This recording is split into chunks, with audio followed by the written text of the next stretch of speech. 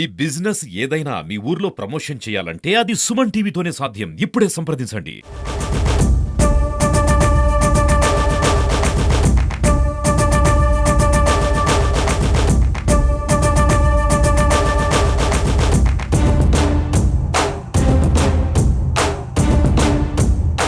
SLBC టన్నల్లో అయితే మనం ఉన్నాం. ఎస్ఎల్బీసీ టన్నల్లో చాలా తీవ్రమైన ఘటన అయితే చోటు చేసుకుంది. అయితే ఇప్పటికీ 8 మంది మృతదేహాలు అయితే జల సమాధి అయినట్టు మనకు సమాచారం అంది. అదేవిధంగా ఎన్డీఆర్ఎఫ్ సిబ్బంది మరియు ఎస్డీఆర్ఎఫ్ సిబ్బంది మరియు నేవీ మరియు నేవీ ఫోర్స్ మరియు ర్యాట్ మైనర్స్ వీళ్ళంతా కలిపి అక్కడ రెస్క్యూ అయితే చాలా చేయడం జరిగింది. ఇప్పటికే 100 మంది అక్కడ లోపలికి వెళ్ళినట్టు మనకు సమాచారం. 100 మంది వెళ్ళినప్పుడు ఆక్సిజన్ లెవెల్స్ అయితే పూర్తిగా తగ్గిపోయినట్టు మనకు సమాచారం అందింది. అయితే మొత్తం బురద మట్టి పేర్కొంది మృతదేహాలు దొరికే ప్రయత్నాలు అయితే వాళ్ళు చేస్తున్నారు. అదేవిధంగా ఇప్పుడు మనం మొత్తం టన్నల్ లోపల భాగంలో మనం చూస్తున్నట్టయితే గ్యాస్ కట్టర్ వెల్డింగ్స్తో పాటు అక్కడ ఉండే మొత్తం టన్నల్లో మొత్తం వాళ్ళైతే జీపీఎస్ సిస్టమ్ ద్వారా కానీ లోపలైతే వెళ్ళి చూడడం జరుగుతుంది. జీపీఎస్ సిస్టమ్ ద్వారా అయితే మిగతా 3 మృతదేహాలు ఎక్కడ ఉన్నాయనేది వాళ్ళు కనుక్కోవడం జరుగుతుంది. ఇప్పటికైతే 5 మృతదేహాలు అయితే మనకి దొరకడం జరిగింది. అక్కడైతే మార్క్ చేసి రౌండప్ చేసుకొని పెట్టుకొని ఉన్నారు. అయితే కన్ఫామ్ అయితే 5 మృతదేహాలు అయితే అక్కడ ఉన్నాయి. ఇప్పటికే 8 మంది